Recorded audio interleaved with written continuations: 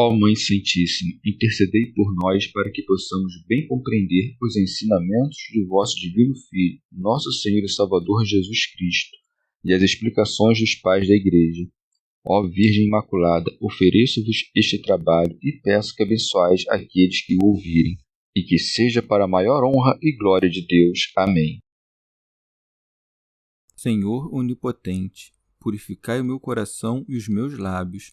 Vós, que purificastes os lábios do profeta Isaías com carvão em brasa, e dignai-vos, por tal modo, purificar-me com a vossa misericórdia, para que possa dignamente anunciar o vosso santo Evangelho.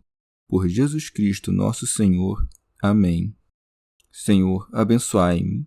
Que o Senhor resida no meu coração e nos meus lábios, para que anuncie digna e convenientemente o seu Evangelho. Amém. Evangelho de Nosso Senhor Jesus Cristo, segundo São Marcos. O homem rico. Ao retomar o seu caminho, alguém correu e ajoelhou-se diante dele, perguntando: Bom mestre, que farei para herdar a vida eterna?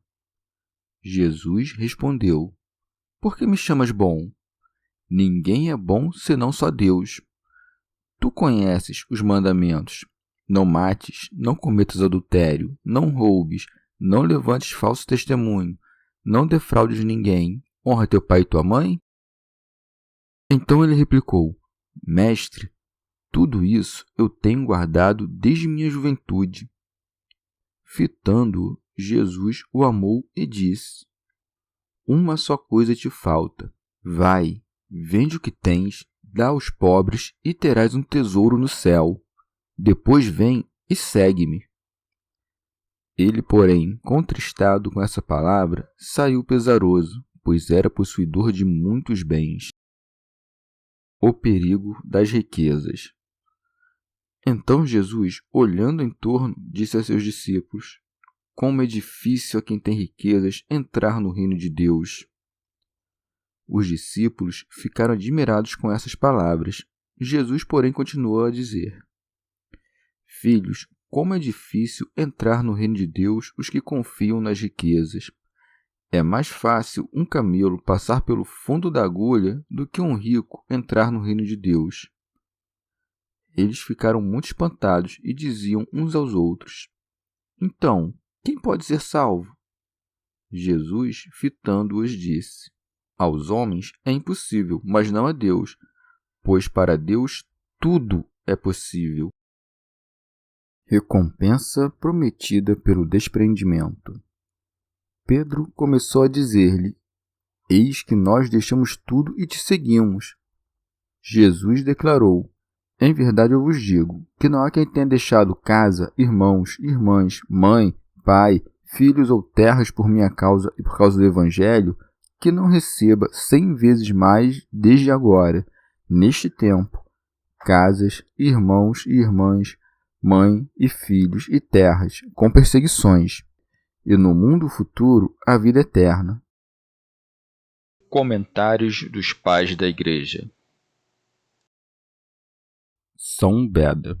Certo homem ouvira do Senhor que apenas os que querem ser semelhantes aos pequeninos são dignos de entrar no reino dos céus, e por isso pediu que se lhe expusesse não em parábolas, mas claramente pelos méritos de quais obras se poderia alcançar a vida eterna. Por isso se diz: ao retornar o seu caminho, alguém correu e ajoelhou-se diante dele, perguntando: Bom mestre, que farei para herdar a vida eterna? Teofilacto Diócrida. Admiro-me deste jovem que, enquanto todos os demais se aproximavam de Cristo em função de suas enfermidades, pede o gozo da vida eterna, sendo nociva a paixão da avareza, por conta da qual ele depois se entristeceu. São João Crisóstomo. Uma vez que havia se aproximado de Cristo na qualidade de homem, como o único doutor dos judeus, Cristo respondeu-lhe como homem, por isso se segue. Jesus respondeu: Por que me chamas bom? Ninguém é bom, senão só Deus. Dizendo isto, ele não exclui os homens da bondade, mas da comparação com a bondade divina. São Beda. Por um só é bom, não se deve entender somente o Pai, mas também o Filho, que diz: Eu sou o bom pastor. Mas também o Espírito Santo, pois foi dito: Vosso Pai Celestial dará o Espírito Santo aos que lhe pedirem. Com efeito, a própria una e indivisível Trindade, o Pai, o Filho e o Espírito Santo, é, sozinha, o único bom Deus. Portanto, o Senhor não nega ser bom, mas dá a entender que é Deus. Não diz não ser o bom mestre, mas testemunha que não há nenhum bom mestre afastado de Deus. Teofilacto Diócrida. Por estas palavras, o Senhor quis elevar mais alto a inteligência do jovem, para que o conhecesse na qualidade de Deus, mas também indicou outra coisa com estas palavras, que, quando deves se reunir com alguém, não deves adulá-lo, mas sim voltar os olhos para Deus, raiz e fonte da bondade, e prestar-lhe honras. São Beda. Deve-se notar que a justiça da lei, guardada em sua época, não conferia aos que a escolhiam não somente os bens da terra, mas também a vida. Por isso o Senhor disse de modo consequente ao que perguntava pela vida eterna: Tu conheces os mandamentos: não mates, não cometas adultério, não roubes, não levantes falso testemunho, não defraudes ninguém, honra teu pai e tua mãe. Esta é a inocência infantil que se propõe que imitemos se quisermos entrar no reino de Deus. Por isso se segue. Então ele replicou: Mestre, tudo isso eu tenho guardado desde minha juventude.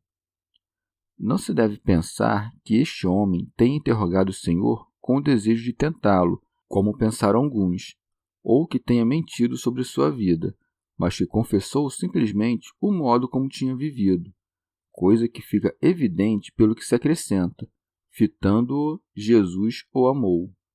Se fosse tido como réu por culpa de mentira ou simulação, de modo nenhum se diria que Jesus, tendo examinado os segredos de seu coração, amou-o.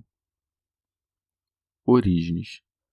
Ao dizer que o Senhor amou-o, parece que corroborou sua declaração, segundo a qual tinha cumprido todos os mandamentos. Dirigindo-se a ele pela alma, viu um homem que confessava com boa consciência. Pseudo Crisóstomo. É justo, no entanto, indagar de que modo o Senhor amou um homem que não o seguiu. Deve-se dizer o seguinte: no tocante às primeiras coisas, era digno de amor, pois observou as ordens da lei desde a juventude. Já no tocante ao fim, não alcançou uma diminuição do amor inicial, assim como não adquiriu a perfeição, conquanto não tem ultrapassado a medida humana, pois não seguiu a perfeição de Cristo. Não era réu de nenhum crime, pois observava a lei de acordo com a possibilidade humana, e por esta observância da lei, Cristo o amou. São Beda. O Senhor ama, com efeito, aqueles que guardam os mandamentos da lei, por menores que sejam, mas, não obstante, mostrou o que faltava na lei àqueles que desejam ser perfeitos. Pois não vim abolir a lei, mas cumpri-la. Por isso se segue, e disse: Uma só coisa te falta. Vai, vende o que tens, dá aos pobres e terás um tesouro no céu. Depois vem e segue-me. Pois quem quiser ser perfeito deve vender o que tem, não em parte, como fizeram Ananias e Safira, mas tudo. Teofilacto Diócrida. E, quando tiveres vendido, deve dá-los aos pobres, não aos histriões e luxuriosos. São João Crisóstomo. Convenientemente, não fez menção da vida eterna, mas do tesouro, dizendo: E terás um tesouro no céu. Uma vez, pois, que o discurso era sobre o dinheiro e a renúncia a tudo, mostrou que tanto mais dará aos que ordenou que renunciassem a tudo, quanto é maior o céu que a terra. Teofilacto Diócrida. Mas, uma vez que há muitos pobres que não são humildes, mas embriagados ou portadores de alguma outra malícia, disse-lhe por isso: Depois vem e segue-me. São Beda. Pois segue o Senhor aquele que é seu imitador e caminha por suas pegadas. Segue-se. Ele, porém, contristado com essa palavra, saiu pesaroso. São João Crisóstomo. E o evangelista acrescenta a causa da tristeza, dizendo: pois era possuidor de muitos bens. Pois não se comovem do mesmo modo quem possui pouco e quem possui muito. Com efeito, o abandono das riquezas adquiridas acende uma maior chama de cobiça. Segue-se. Então Jesus, olhando em torno, disse a seus discípulos: como é difícil a quem tem riquezas entrar no reino de Deus. Teofilacto Diócrida. O Senhor não disse isso por serem as riquezas algo de mal, mas são maus os que a possuem para conservá-las. Convém, pois, não as possuir, isto é, retê-las e guardá-las, mas utilizá-las nas coisas necessárias e no serviço dos homens. São João Crisóstomo. O Senhor disse isso aos discípulos, pessoas pobres e que não possuíam nada, instruindo-os a não se envergonharem da pobreza. E respondeu, como que dando-lhes uma justificativa, por ter-lhes permitido ficar sem nada. Segue-se.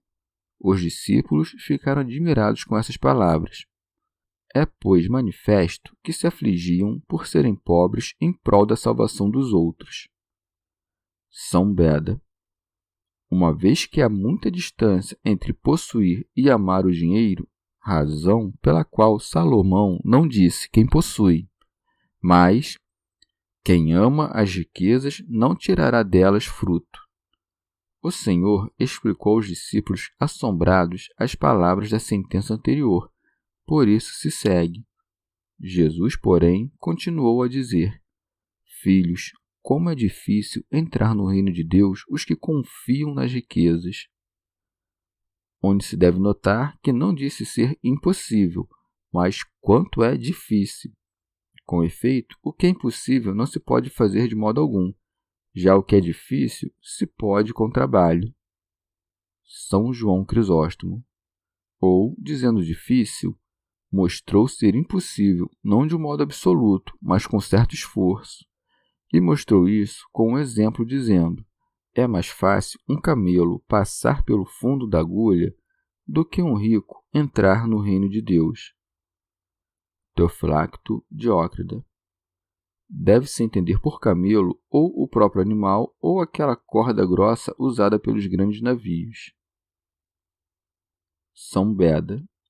De que maneira, pois, José de Arimateia, no Evangelho de Mateus, ou muitos ricos no Antigo Testamento, entraram no reino de Deus, senão porque aprenderam a encarar as riquezas como um nada ou a abandoná-las completamente sob a inspiração do Senhor? Já no sentido mais elevado, é mais fácil o Cristo sofrer por aqueles que ama do que poderem ser convertidos os amantes deste mundo. Pelo termo camelo, quis que compreendêssemos ele mesmo, pois carregou o peso de nossas enfermidades. Pelo fundo da agulha, denominou as grandes aflições da paixão, pela qual dignou-se, de algum modo, de reparar a veste rasgada de nossa natureza. Segue-se. Eles ficaram muito espantados e diziam uns aos outros: então, quem pode ser salvo? Uma vez que a multidão de pobres que pode ser salva é incomparavelmente maior que a dos ricos que se perdem, os apóstolos compreenderam que todos os que amam as riquezas, mesmo se não puderem se apoderar delas, são contados no número dos ricos. Segue-se. Jesus, fitando-os, disse: aos homens é impossível, mas não a Deus. O que não devemos compreender como se os avarentos e soberbos fossem entrar no reino dos céus com a avareza e a soberba, mas é possível a Deus convertê-los da avareza e da soberba para a caridade e a humildade. São João Crisóstomo. E ele diz que isto é obra de Deus para mostrar que é necessária uma grande graça àquele que por Deus é dirigido a este caminho, razão pela qual se mostra que não é pequena a recompensa para os ricos que quiserem seguir a filosofia de Cristo. Teofilacto Diócrida. Ou deve-se compreender que disse ser isto impossível aos homens, não a Deus, pois quando ouvimos a Deus, isto se faz possível. Mas, quando temos o gosto pelas coisas humanas, isto é impossível. Segue-se. Pois, para Deus, tudo é possível. Quando diz tudo, compreendas os entes. O pecado não é um ente, pois é uma coisa sem essência e sem substância. Ou, de outro modo, o pecado é próprio não da virtude, mas da fraqueza. E por isso, o pecado, assim como a fraqueza, é impossível a Deus. Mas, acaso pode Deus fazer com que aquilo que foi feito não tenha sido feito? A que se responde que Deus é a suma verdade. Ora, fazer que algo que foi feito não tenha sido feito é falso. De que maneira, pois, a verdade fará o falso? Antes disso, destruirá sua própria natureza, como dizem alguns. Acaso Deus pode não ser Deus? Isto é, com efeito, ridículo. Comentário de São Tomás de Aquino em forma de glosa. Uma vez que o jovem, tendo ouvido o conselho do Salvador sobre o abandono dos bens, tinha ido embora triste, e os discípulos já tinham cumprido o conselho anterior de Cristo, começaram eles a perguntar com insistência sobre o prêmio, julgando terem feito algo de grandioso, ao passo que o jovem que tinha cumprido os preceitos da lei não pôde nem mesmo ouvi-lo sem tristeza. Por isso Pedro, por si e pelos outros, interrogou o Senhor. Pedro começou a dizer-lhe: Eis que nós deixamos tudo e te seguimos. Teofilacto Diócrida. Conquanto Pedro tem abandonado poucas coisas, chama-as de tudo, pois mesmo poucas coisas possuem os grilhões da paixão, de tal modo que se faz feliz aquele que abandona o pouco. São Beda. E como não basta apenas deixar tudo, acrescentou o que é perfeito, e te seguimos. Como se dissesse: fizemos o que ordenaste, o que, pois, nos dará como prêmio? Perguntando Pedro apenas sobre os discípulos, o Senhor deu uma resposta universal. Por isso se segue. Jesus declarou: Em verdade vos digo que não há quem tenha deixado casa, irmãos, irmãs, mãe, pai, filhos ou terras. Dizendo isto, não nos intimou a abandonar nossos pais, deixando de ajudá-los, nem a separarmos-nos de nossas esposas, mas instruiu-nos a pôr a honra de Deus à frente das coisas seculares. São João Crisóstomo. A mim, no entanto, parece que nisto ele queria anunciar as perseguições futuras, pois no futuro muitos pais induziriam os filhos à impiedade e as esposas aos maridos. E não há diferença em dizer por causa do meu nome ou do Evangelho, como diz Marcos, ou por causa do reino de Deus, como diz Lucas. Com efeito, o nome de Cristo é a força do Evangelho e do reino, pois o Evangelho é recebido em nome de Jesus Cristo e o reino de Deus se conhece e vem pelo seu nome. São Beda. Mais alguns, por ocasião desta sentença em que se diz que não receba 100 vezes mais desde agora neste tempo, estabelecem a doutrina da fábula judaica dos 1000 anos depois da ressurreição dos justos, quando tudo que por Deus abandonamos nos será devolvido com grandes juros e ainda por cima dar-se-nos-á a vida eterna. Não veem estes que, conquanto seja uma promessa digna no restante, no ponto em que se diz centenas de esposas, fica clara a torpeza de acordo com os outros evangelistas, principalmente porque o Senhor testemunha que, na ressurreição, não haverá casamento e assevera que aquilo que tiver sido abandonado por ele será recebido nesta vida com perseguições, as quais os defensores dessa fábula afirmam que não ocorrerão nos seus 1000 anos. Pseudo Crisóstomo. Esta recompensa do cêntuplo se dá por participação, não pela posse. Com efeito, o Senhor cumprirá esta promessa não corporalmente, mas de outro modo. Teofilacto Diócrida.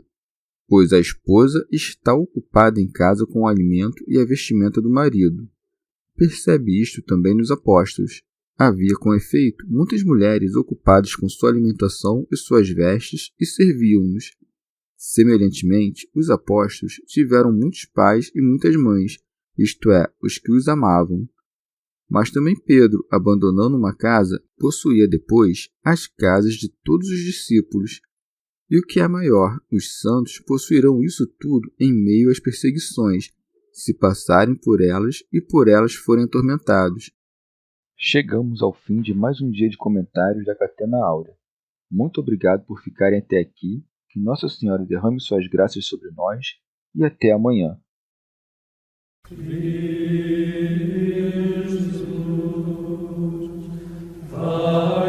Jesus,